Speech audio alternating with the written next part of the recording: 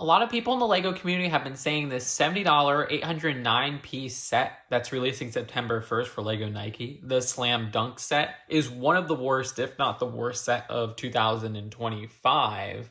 Let me take a look at it. Look, I'm not into the world of basketball. I'm no longer a sneakerhead, but I do love LEGO's fair share of basketball sets back in the day. Does this capture that magic, or are the accusations true? This was sent to me early by LEGO, but all opinions are my own. And I think a lot of people's distaste comes with this figure and how it's incorporated into the scene.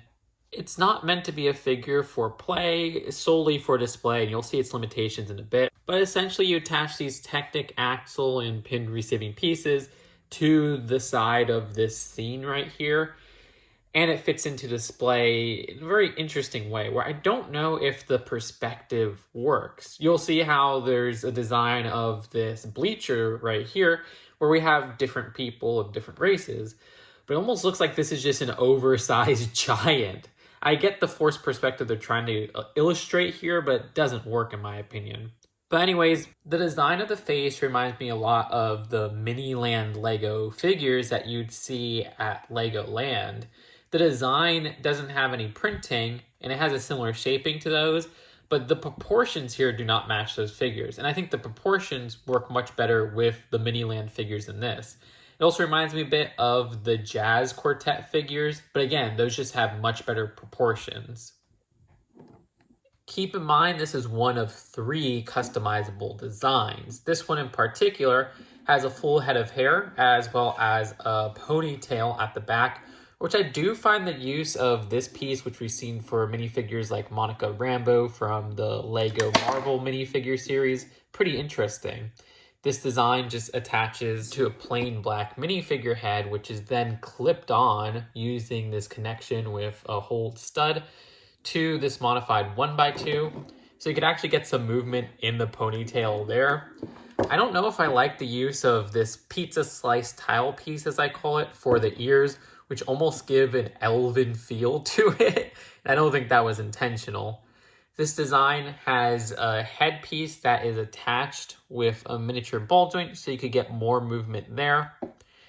And then for the body, we just get loads of stickers. And keep in mind that there's 3 sets of these stickers. The one with the most stickers being this blue jersey or fully blue jersey that you see with this main design.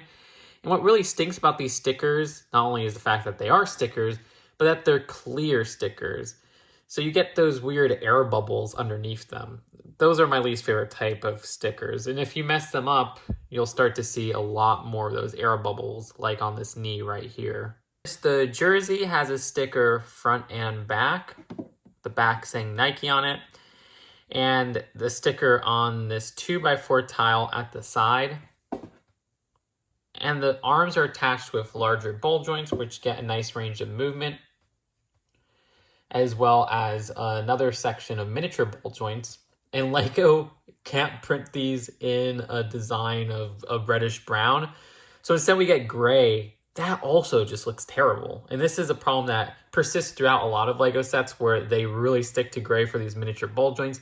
And it just is really frustrating and comes off cheap. It's also annoying that the connection of the head to the body uses one of those gray colored 1x2s. This has a hand right here with a design of some clipped on fingers, which you get independent movement there. Very robotic feel with this whole arm design, if you ask me. The right arm has the same build for the arm itself. It's the hand that's different, where you have another mini ball joint attachment with a 1x2 modified that receives a mini ball joint, then a mini ball joint attached to this basketball right here, which just takes these 2 Technic ball half pieces and puts them together. So that's actually on there pretty sturdy, but you can get a little bit of movement with that miniature ball joint. There's one more difference, which is that this right arm has an armband that uses a sticker of the Nike logo right there, which has a bit of shine, compared to the left arm, which just has their skin showing. One detail I do find interesting is that hidden underneath the head, they actually do have 2 pink bricks. So yeah, they give this person a brain. Regardless, moving towards the bottom, notice another sticker right here, right underneath that center part. And then you have an attachment that's always fixed because it's one of those angled Technic connections, which leads to this crotch right here, which has no detail or any stickers or anything like that. Then there's the legs, which the legs are fixed in a particular position once again because of those Technic pieces giving it an angle. However, there is some rotation at the base right there with those socket joints that they use, and you could get some movement up and down as well as side to side. So that's pretty cool. The designs have stickers on top of there, which once again, this is probably like the worst one of the clear stickers in terms of how I put it on. Not only is it crooked, but I also had to remove it because I put it on wrong. You can see some designs for those basketball shorts right there, which take 2 more stickers. There's just way too many stickers in this set, and I would have preferred these to be printed, especially at its price. There's also 1 sticker only at the back of this left leg, which I found interesting that this back doesn't have a sticker, but you can see there's one right there. Then we move on to the legs, one of which has a blue leg right here, fixed in this position. The design having no movement at the shoes. The shoes have the Nike logo on them and capture the round build of a Nike shoe pretty well. In particular, the shoes of this set are the Nike Slam Dunks, which the one on the other leg uses the same exact design, again with the leg itself using a different color for the base with just their skin showing with the reddish brown coloring. So because of these Technic connections, there's no movement underneath these socket joints. That's really the last point of movement for these legs. None of this moves or anything like that, which I do think is a bit limited. How the legs are fixed, this is about the best you could get for having this stand on its own, this specific pose. Regardless, let's take a look at the rest of the build. Keep in mind what that foot is attached to is this specific design that's almost like a rainbow coming out of the foot right there, specifically the shoe. And while I think that's meant to highlight the shoe design, if anything, besides it being, well, a stand to get the positioning of this figure perfectly, it ends up looking tacky in my opinion. I also don't like the set's heavy reliance on blue beyond just the figure, and I think if they use different colors than the blue, the figure itself would stand out. And even changing the color of the figure helps a little bit, but it still feels like the base blue is there. To me, it's very frustrating that the only printed piece of this set is this panel right here. Again, I wish these stickers for the figure were printed because the clear design especially makes them look very cheap. And they're very frustrating to put on correctly. The design of the hoop, also notice, doesn't have a net, which looks awkward as well. Really, the posability comes with how you angle a slam dunk, which is the namesake of this set. Because of how posable the arms are, you can have them just about to put the ball in the hoop, or you could have it inside the hoop. You could have them holding on to the side. You could have their arms sticking out. There's more stickers with this 3x3 tile right here, having the Nike Lego logo. Also, the design of the scoreboard right here, which has home, guests, fouls, player fouls, Muller fouls, bonus, period. It's a nice design, and that's one of the least frustrating stickers, because you'll notice how the stickers on the scoreboard right here and on the banners at the bottom are not those clear sticker designs, thankfully. I also like how they have this mesh of colors right here using 2x3 tile pieces and those corner triangle tile pieces. But again, I do kind of wish they chose a different color than blue. I guess this is the home team though, so I see what they're doing there. Anyways, you'll see Master Builders 1932, Championship 1972, athletes. So yeah, banner designs that are pretty cool. The holographic design isn't too bad. And you get some posability on the banners right there, which is how those are clipped on. And then finally for the court itself, I like the use of these tan tiles right here. I like how they capture that court design as well with the circular design kind of popping out there. And there's also those bleachers, which has the fans in the crowd. I like this in theory, but like I said earlier, it just makes the main build here look like an awkward giant, and the forced perspective doesn't really work.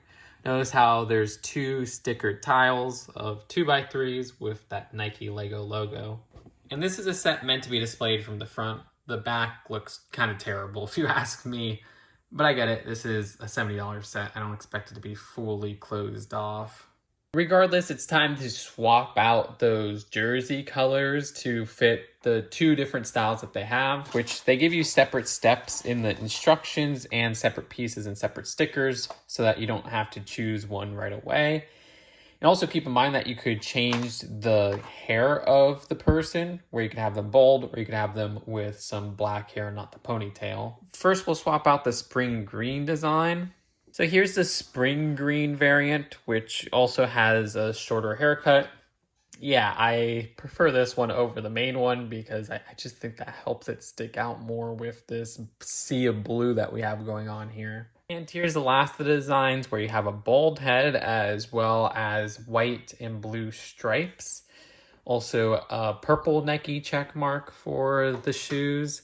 This one also works better than the original one. I just think the original one, like I said, blends in too much with the rest of the build. So overall, is this one of the worst sets of 2025? Maybe? I don't hate this set now that I have it all built, but I also don't like how this looks. What I admire about this set is the ambition. I'm glad LEGO tried something new here. And while it's a miss in my opinion because it's a display piece that just looks bad on display, I don't think it's something that indicates the downturn of LEGO or anything like that. I also don't think it's an overpriced set. At $70, the only thing that feels on the cheap side of this set is the reliance on clear stickers.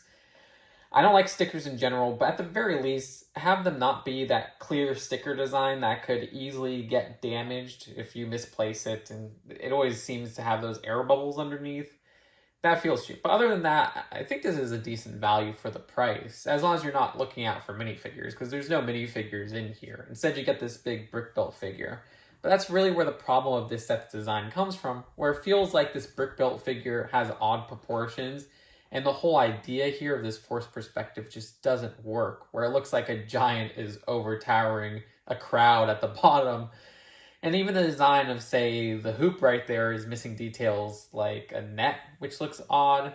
I don't know. I don't really care for this set, but I appreciate what it was trying to do. I also appreciate the set's options to customize. They don't have that you have to choose one right away, and they at least give you enough pieces and enough stickers to have two more sets that are easy to swap out. They didn't choose hard to swap out parts. With all things considered, I'd give this a very low 4 out of 10. It's definitely closer to a 3 than a 5. But let me know, do you think this is one of the worst sets? Does it deserve a spot on my worst LEGO sets list that I've been working on for more than 10 years? Subscribe here for more honest LEGO takes. Thank you again to LEGO for sending me this, even if I didn't end up liking it. Check out my other reviews, and seriously, you commenting, liking, and subscribing helps so much with the rough algorithm in this channel. I'll see you later. Peace out.